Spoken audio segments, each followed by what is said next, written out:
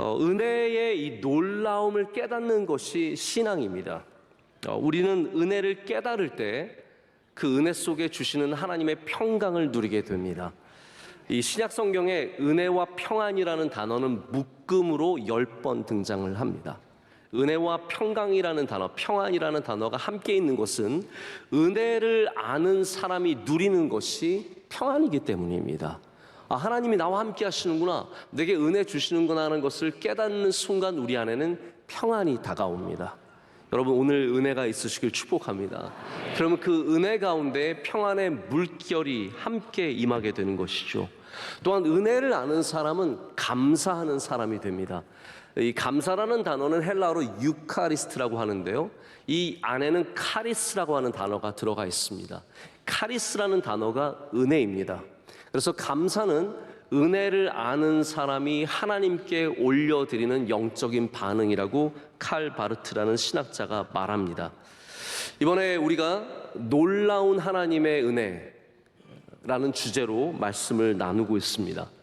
은혜는 놀라움이 있습니다. 여러분, 놀라움이라는 것이 어떤 것일까요? 이 amazing이라는 단어가, 놀라움이라는 단어가 우리에게는 위대하다, 크다라고 인식이 되기 쉽지만 사실 명확한 사전적인 의미는 이것이 크다와는 상관이 없습니다. amazing이라는 단어의 사전적 의미는 making someone feel extremely surprised라고 되어 있습니다. 이 말이 무슨 말이냐면 누군가에게 극도로 놀라운 감정을 갖게 하는 것이다 라고 정의합니다. 이 말은 다시 말하자면 놀랍다는 것은, amazing하다는 것은 그냥 크고 위대한 것이 아니라 우리의 상식과 우리의 이성을 넘어서는 무엇인가가 있다는 것을 말하는 것입니다. 여러분, 놀라운 곳에 은혜가 있습니다. 은혜가 있는 곳에 놀라움이 있습니다. 오늘 본문 사건이 바로 그러한 놀라움이 기록되어 있는 은혜의 사건입니다. 제가 얼마 전에 마친 성경 앱에서 하는 묵상이 있었습니다. 이 묵상은 하나님의 은혜에 대한 것이었는데, 이 묵상에서 우리에게 소개하는 신약 성경의 3가지 은혜의 장면이 있더라고요. 첫 번째는 오늘 본문과 같은 곳에 있는 이 사마리아 여인, 이 우물가의 여인이 받는 은혜를 말하고요.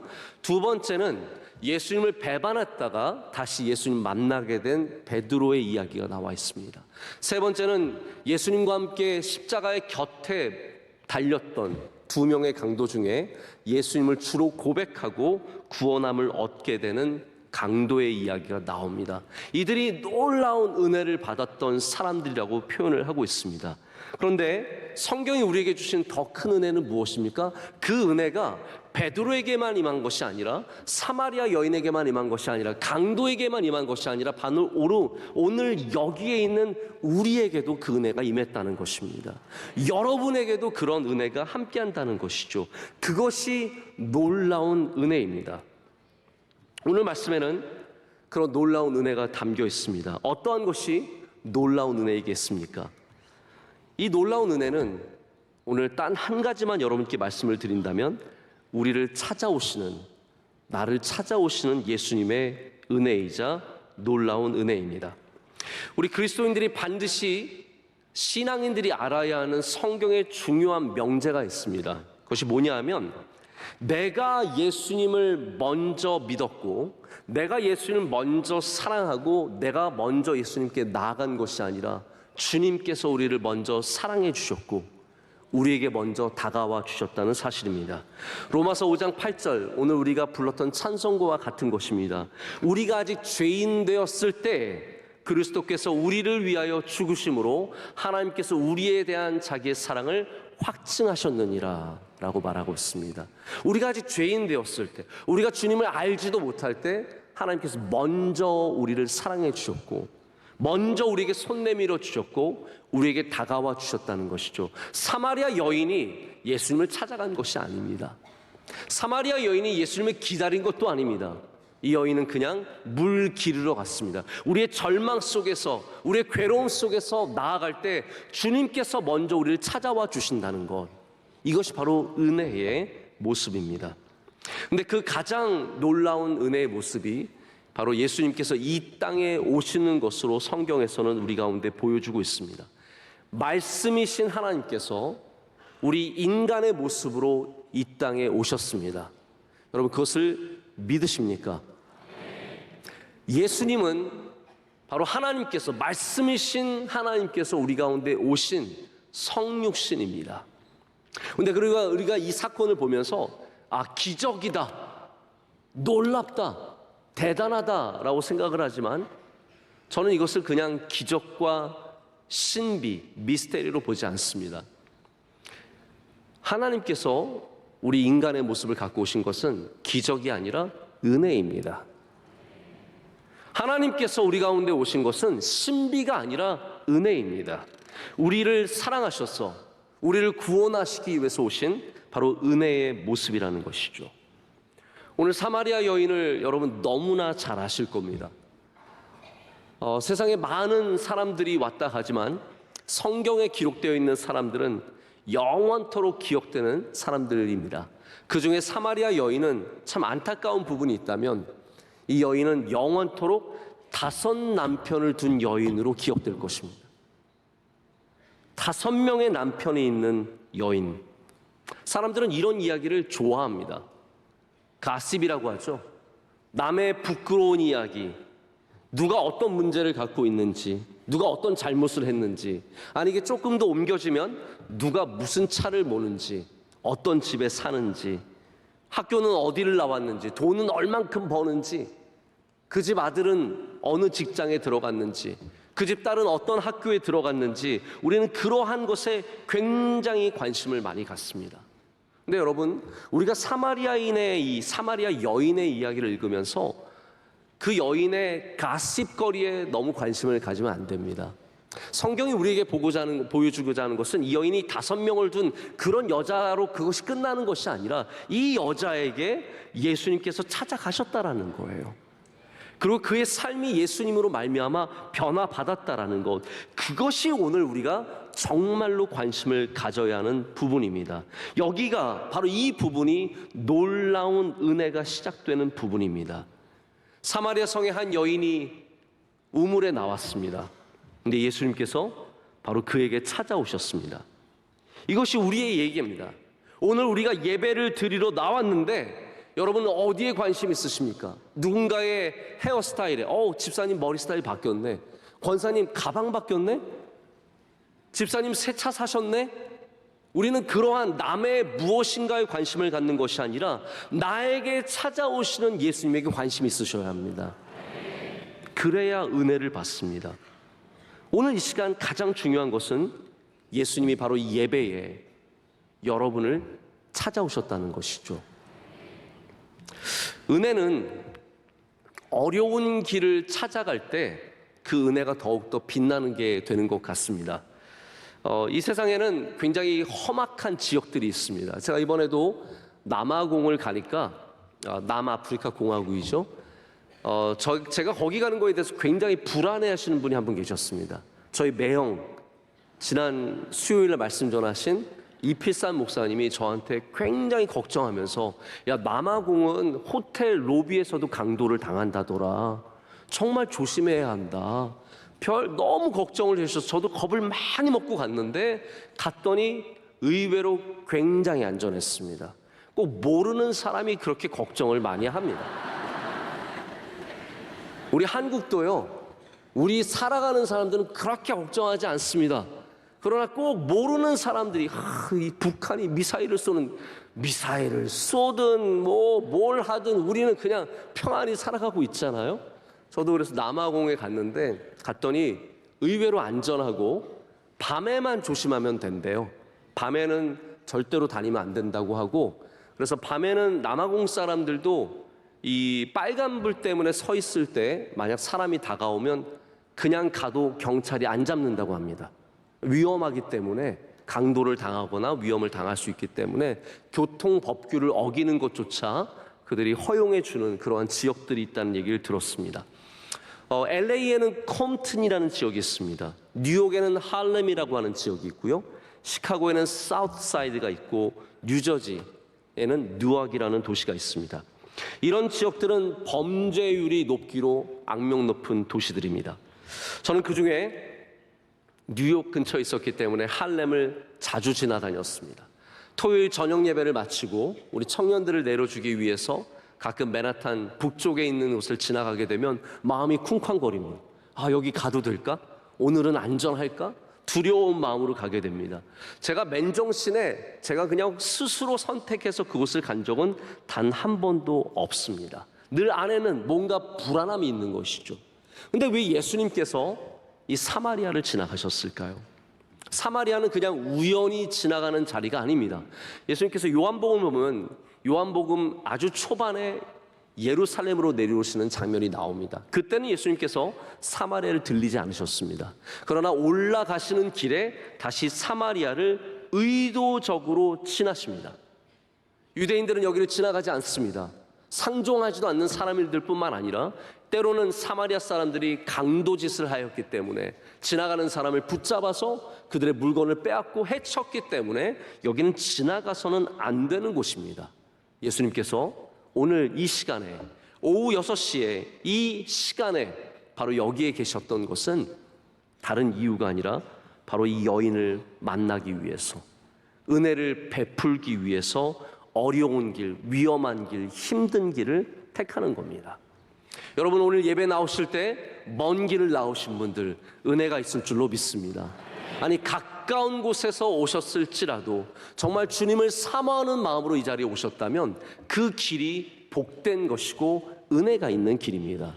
모든 성도의 길은 은혜가 있습니다.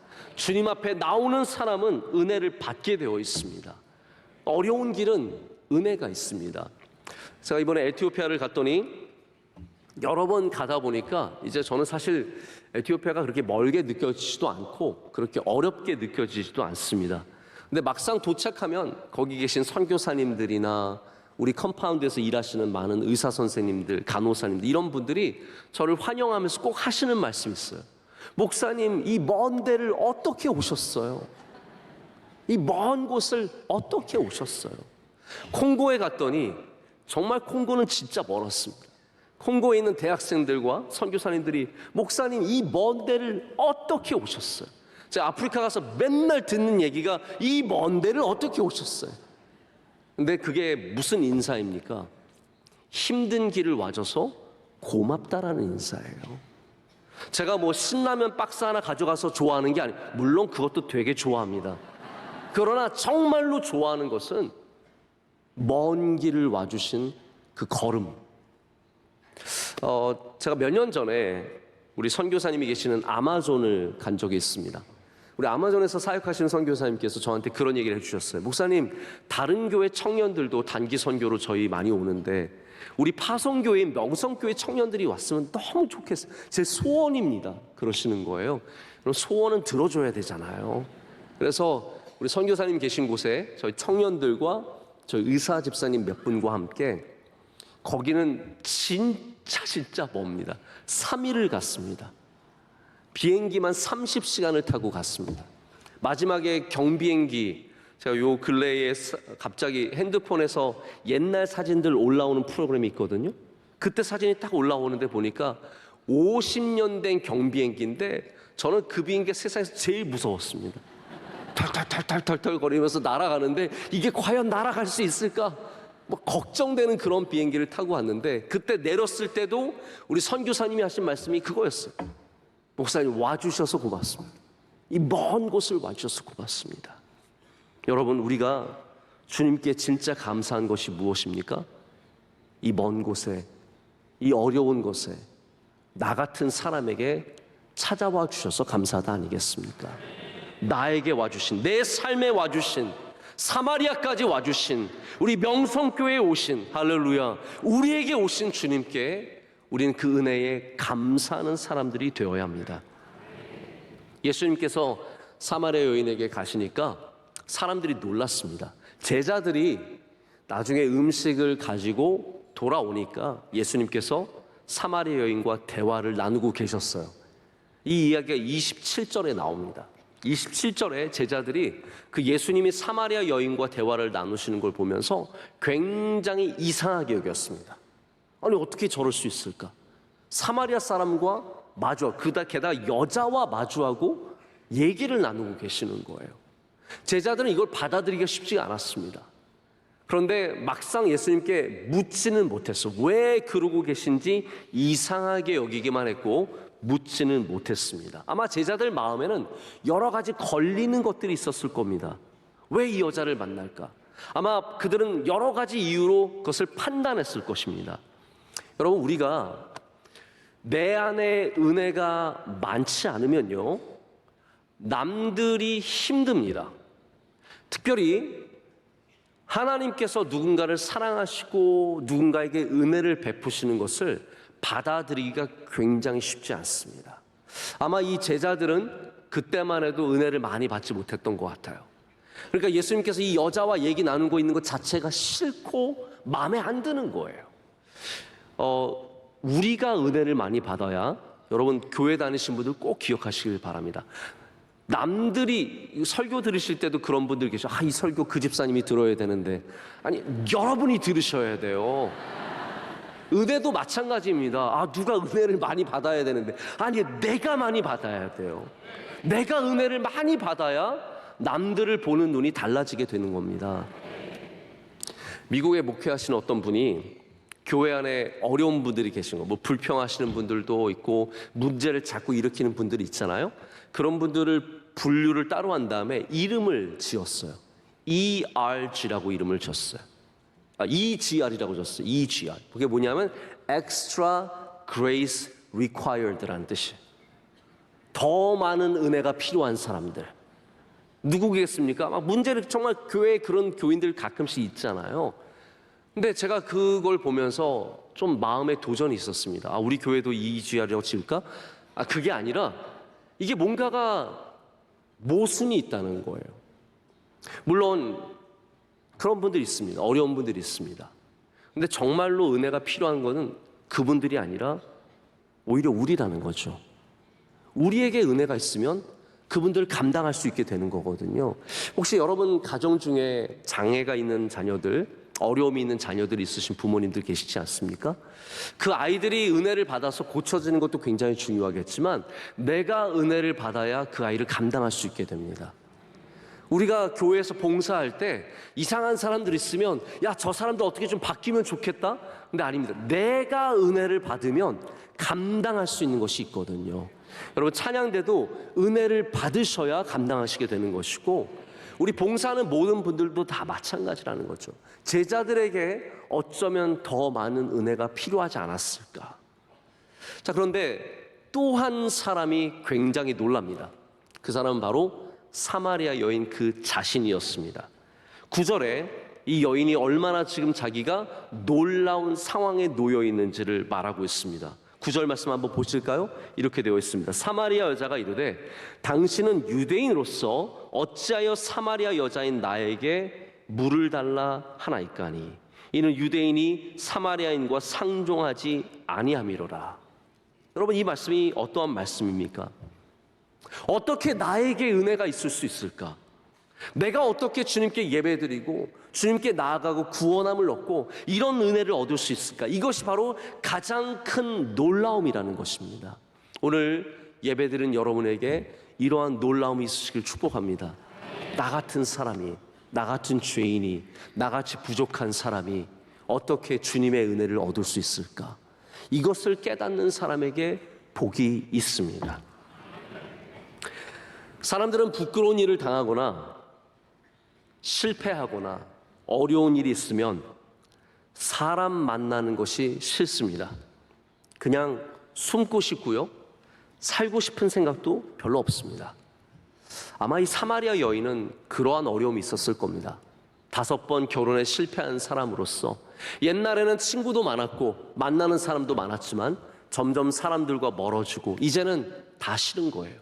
그런데 하나 귀한 것은 그래도 살려는 마음이 있었어요. 우리가 그것을 어떻게 할 수 있습니까?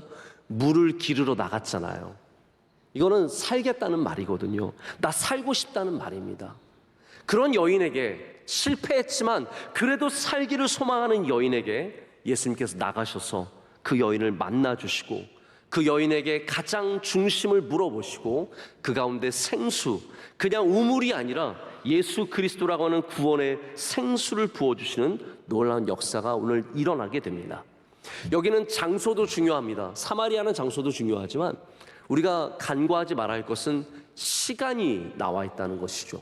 오늘 성경에는 6시라고 되어 있습니다. 6시. 여러분에게 6시는 어떠한 시간입니까? 우리의 6시는 우리가 실패한 시간이고, 우리가 사람을 만나기 싫은 시간이고, 우리가 목마른 시간입니다. 자, 6시라는 것을 제가 잠깐 좀 설명을 드리고 갈게요. 우리가 사마리아 여자에 대한 설교를 얼마나 많이 들었습니까? 많이 들으셨죠? 내용을 다 잘 알고 계시죠? 보통 우리가 알고 있기로는 이 6시, 6시라는 것은 유대인의 시각으로 따지면 정오입니다. 정오. 점심시간입니다. 그래서 대부분의 설교는 어떻게 전해졌냐 하면 이 뜨거운 떼약볕에 사람들이 안 나오는 시간에 물을 기르러 이 여인이 나왔다라고 우리가 보통 이해를 하고 있습니다. 맞습니까? 관심이 아예 없으십니까? 네. 여러분이 이해하는, 저도 그렇게 이해를 했고 아마 우리들 대부분이 그렇게 이해를 했을 겁니다. 자, 근데 요한복음은 좀 다른 면이 있는 걸 우리가 알아야 합니다. 이 사마리아 여인의 이야기가 요한복음에 나와 있는데 마태, 마가, 누가복음은 유대인의 시간으로 모든 시간이 적혀 있습니다. 그래서 6시는 12시예요. 우리 시간으로 말하자면. 3시는 오후 3시입니다. 3시는 9시, 저녁 6시가 됩니다. 이렇게 다 시간이 다릅니다. 자, 근데 요한복음은 조금 다릅니다. 요한복음은 로마인의 것으로 많은 것들이 기록이 되어 있습니다. 예를 들어서 우리가 잘 아는 갈릴리 바다, 우리 갈릴리 바다라고 부르잖아요. 근데 요한복음에는 갈릴리 바다를 뭐라고 부르는지 아십니까? 디베랴 호숫가라고 하죠. 예수님께서 디베랴 호숫가에서, 타이베리아스라고 하는 호숫가에서 베드로를 만나 주십니다. 이거는 로마인이 부르는 이름이에요. 갈릴리는 유대인이 부르는 이름, 디베랴는 로마인이 부르는 이름입니다. 시간도 마찬가지입니다. 여기 나오는 시간은 로마인의 시간으로 대부분 다 요한복음에 적혀 있습니다. 그래서 6시라는 시간은 로마인의 시간을 따르면 우리의 6시와 똑같은 시간입니다. 오후 6시 혹은 오전 6시가 될 수 있습니다. 자, 그래서 지금까지 우리가 대낮에 햇볕을 피하는 사람들, 조용한 가운데 아무도 만나기 싫어서 나갔던 여인의 이야기도 맞을 수 있지만 오후 6시에 해질녘에 물을 기르러 간 사건이 될 수도 있습니다. 자, 제가 성경학자가 아니고 여기에 대해서 더 많은 논쟁을 일으키고 싶진 않기 때문에 이 정도로 소개를 드리는데 정말로 중요한 건 이겁니다.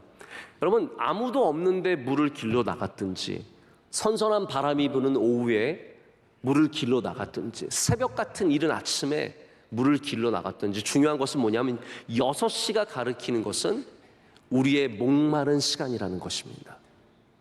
우리의 외로운 시간이라는 것이죠. 우리의 절망과 아픔의 시간을 말하고 있습니다. 여러분, 모든 6시, 여러분의 삶에 있는 6시에 누가 그 시간에 여러분에게 다가오시겠습니까? 바로 예수님께서 그 시간에 다가오신다라는 겁니다. 절망의 어두운 밤에, 외로운 밤에, 소망이 없는 새벽에 주님께서 그 시간에 우리에게 다가오셔서 우리에게 말을 건네주십니다. 그것이 무엇입니까? 오늘 말씀에 나오듯이 물을 좀 달라라고 하십니다. 물을 좀 달라라는 것은 주님께서 정말 무엇이 필요하셔서 우리에게 주시는 말씀이 아닙니다. 여러분, 근본적으로 하나님은 아무것도 필요하신 분이 아니십니다. 하나님은 모든 걸 다 갖고 계신 분이시고 부족함이 없으신 분이세요. 할렐루야. 하나님은 뭐가 필요하셔서 요구하시는 분이 아니십니다. 자, 그런데 왜 하나님께서 우리에게 예배를 요구하십니까? 하나님께서 예배를 우리에게 요구하시는 것은 이 예배를 통해서 하나님께서 우리와 교제하기를 원하시기 때문이에요. 하나님 저녁에 막 하늘에 앉으셔가지고 오늘은 예배가 없어서 너무 심심하네, 이런 분이 아니시라는 거죠. 이미 충분하시지만 이 예배의 자리를 통해서 우리를 만나시고, 그리고 이 예배를 통해서 우리에게 은혜를 베풀어 주시기 위해서 하나님은 예배를 요구하십니다. 모든 하나님의 요구에는 은혜가 있다는 걸 아셔야 돼요. 예수님도 마찬가지입니다. 예수님께서 물을 좀 달라라고 했을 때, 물론 예수님은 목이 마르셨어요. 나중에 십자가에 달리셔서도 내가 목마르다 하셨습니다. 예수님은 목이 마를 수 있는 우리 인간의 몸을 가지셨어요. 그러나 정말로 예수님께서 원하셨던 것은 물을 달라라는 것이 아니라, 물이 아니라 이 여자와의 교제, 만남, 대화셨다라는 거죠. 주님은 우리를 그렇게 부르십니다. 제가 정말로 귀하게 생각하는 신학자 조나단 에드워즈와 신학의 대가라고 할 수 있는 어거스틴, 이 두 사람이 공통적으로 갖고 있는 창조의 관점이 그겁니다. 왜 하나님께서 창조하셨는가? 왜 하나님께서 시간과 역사를 창조하셨는가? 그것은 하나님께서 무엇이 필요하셔서가 아니라 바로 우리를 만나시는 자리를 만들기 위해서 창조하셨다는 거죠. 저는 그것이 너무나 큰 은혜이며 그것이 큰 기쁨입니다. 하나님이 우리를 원하신다라는 것. 은혜는 그렇습니다. 우리를 부릅니다. 우리는 예배에 나와서 하나님께 예배를 드리지만 그 예배가 우리를 살리고 우리를 힘있게 하고 우리를 변화시키지 않습니까? 하나님이 요구하시는 자리로 나가면 우리가 은혜를 받게 되어 있습니다. 하나님이 부르시는 그 자리로 나가면 하나님만 영광 받으시는 것이 아니라 우리가 함께 치유를 받고 은혜를 받는다는 것이죠. 사마리아 여인은 이 물 좀 달라라고 하는 예수님의 말씀에 응답함으로 말미암아 그의 삶에 많은 은혜를 받습니다.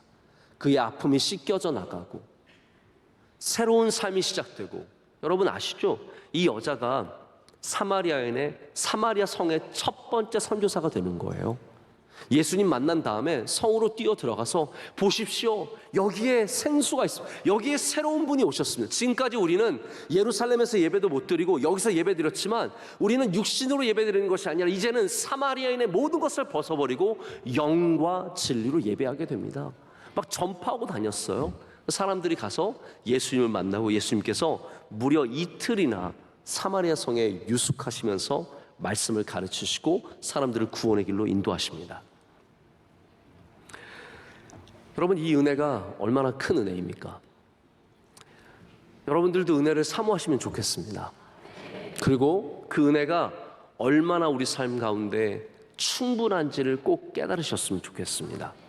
우리 사람들은요, 좋은 것을 더 가져야 내가 좋은 인생이 된다고 생각을 하는 것 같습니다. 자꾸 좋은 것에 좋은 것, 좋은 것에 더 좋은 것을 갖고자 합니다. 화장을 해도요, 하나만 안 바릅니다. 이것도 바르고 더 좋은 것 바르고 더 좋은 것 바르고 더 좋은 것 바르고 더 좋은 것 바르는 거예요. 그럼 우리가 그걸 뭐라고 얘기합니까? 떡칠이라고 얘기를 합니다. 더 좋은 걸 바른다고, 계속 좋은 걸 바른다고 더 예뻐지는 게 아닙니다. 음식도 그렇습니다. 좋은 걸 더 넣으면 더 맛있는 것이 될까요? 그렇지 않습니다. 우리가 뭐 세계적인 음식이라고 하는 그런 것들 다 섞어 놓으면 제일 맛있는 게 될까요? 그렇지 않습니다. 뭐 캐비아에 푸아그라에 송로버섯 다 뿌려서 확 하면 이야 이거 진짜 맛있겠구나. 그렇지 않다라는 거예요. 제가 종종 저희 원로 목사님과 식사를 하는데 우리 원로 목사님의 식사 방식은 저와 조금 다른 면들이 있습니다. 때로 이제 저희가 매운탕이라고 하는 탕을 먹게 되잖아요. 이제 식사를 다 마치고 나서 탕이 나왔어요. 그러면 저희 원로 목사님은 그걸 가만히 못 드십니다. 준 대로 드시는 법이 없으세요. 여러분, 매운탕은 그냥 생선에 무에 대파에 좀 약간 해서 하면 맛있어요. 마늘만 들어가도 맛있어요. 그런데 우리 원로 목사님 거기에 남은 반찬을 다 넣으셔야 직성이 풀리세요. 김치 좀 넣어라. 김치 막 남은 거 다 넣으시고, 시금치 넣어라. 양파 넣어라. 다 넣으셔서 펄펄펄 끓이면 아 좋다 그러시고 딱 드시면서 맛있다 그러세요. 맛있다. 저는 먹어보면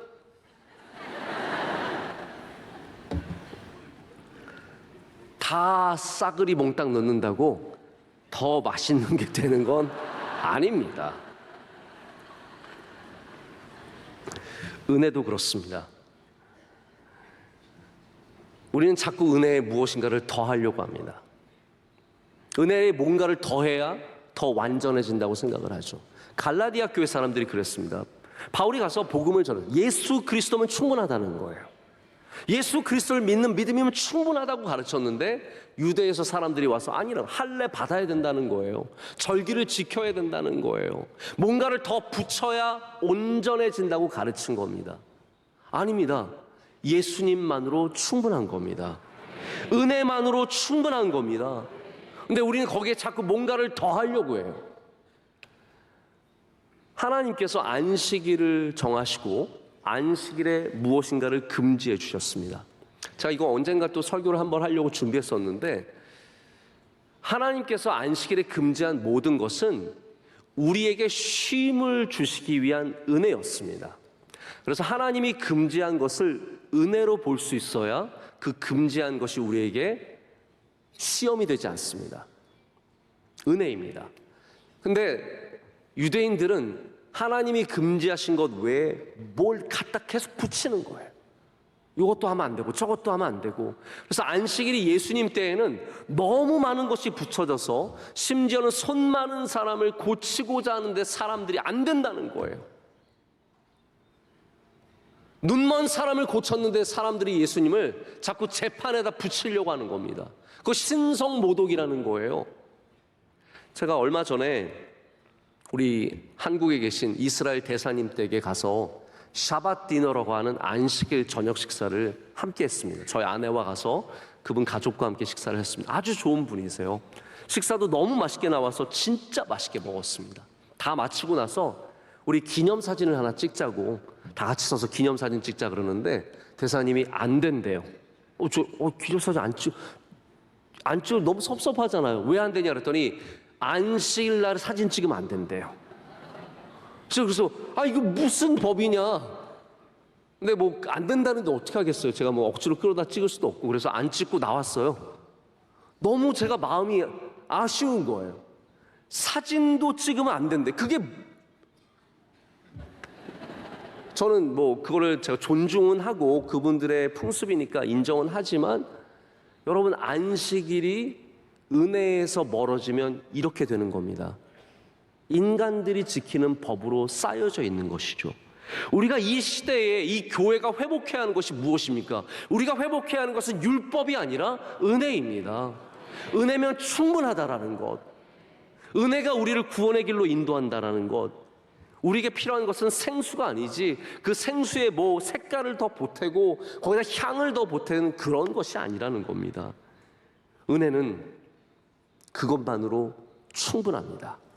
그리고 그 은혜가 우리를 그 자리에 머물지 않게 하고 그 은혜가 우리를 더 귀한 곳으로 데려갑니다. 이 사마리아 여인이 은혜를 받았지만 그것만으로 충분했다고. 그 삶이 변화되고 그 삶이 새로운 삶으로 나아가게 된다는 것이죠. 제가 이제 말씀을 정리를 좀 하고 맺으려고 합니다. 이 놀라운 은혜의 정말 귀한 또 다른 은혜는 뭐냐면요, 그 은혜가 이미 우리와 함께 하고 있다는 사실입니다. 이여령 박사님 기억하시죠? 돌아가신 이여령 박사님이 우물을 파는 사람이라는 책을 쓰셨는데, 이분이 회심하고 나서 예수님 믿고 나서 쓰신 책입니다. 여기 이런 내용이 나와요. 워싱턴 포스트라고 하는 신문사에서 아주 유명한 바이올리니스트를 데려다가 연주를 시켰습니다. 조슈아 벨이라고 하는 입장권만 수백만 원을 넘어가는 아주 뛰어난 바이올리니스트라고 합니다. 이분이 300만 불짜리 바이올린 스트라디바리우스를 가지고 워싱턴에 있는 데팡스라고 하는 지하철역에서 1시간 동안 연주를 했습니다. 7시 반에서 8시 반까지 연주를 했습니다. 이 역은 정말 미국에 있는 최고의 지성들이 다 지나가는 역입니다. 이 벨이라고 하는 연주자가 자기를 알아보는 사람이 너무 많아서 이 연주를 분명히 마칠 수 없을 거라고 장담할 정도였습니다. 1시간 동안 연주를 했는데 어느 누구도 조슈아 벨을 알아보지 못했고 그의 음악에 귀를 기울이는 사람이 없었습니다. 한 명만이 와서 그의 음악을 듣고 갔는데 그 역에서 일하는 구두닦이였다고 합니다. 이여령 교수님, 평생 동안 하나님을 거부했고 하나님 믿지 않았던 이분이 이렇게 이 책에서 얘기하고 있습니다. 하나님은 이미 우리 곁에 계십니다. 아름다운 하나님의 음악이 이미 연주되고 있는데 우리는 바삐 출근하느라고, 지하철을 타러 뛰어가느라고, 삿된 목적을 쫓느라고 그 음악을 듣지 못하고 있을 뿐입니다 라고 말하고 있습니다. 여러분, 우리의 우물가에 예수님은 이미 우리와 함께하고 계십니다. 우리의 6시에 예수님은 그 자리에 계셨습니다. 우리의 어려운 자리에, 절망의 자리에, 어두움 속에, 괴로움 속에 주님은 이미 그때도 우리와 함께 하셨습니다. 우리가 귀를 기울여야 하는 음성은 물 좀 달라라고 우리를 초대하시는 주님의 음성입니다. 오늘 그 음성을 들으시고 다 주님을 만나시고 주님의 은혜를 놀랍게 누리시는 여러분 되시기를 축복합니다. 기도하겠습니다. 하나님 아버지, 감사합니다. 오늘 우물가에 나온 우리 모두를 만나 주시고 주님의 은혜를 풍성히 내려 주시옵소서. 주님을 떠났던 사람들이 있으면 다시 찾아오게 하여 주시옵고, 우리 삶에 너무 바빠서 주님을 발견하지 못한 사람들이 있으면 이 시간 이미 우리와 함께 하시는 주님을 발견하는 은혜를 내려 주시옵소서. 예수님의 이름으로 기도드립니다. 아멘.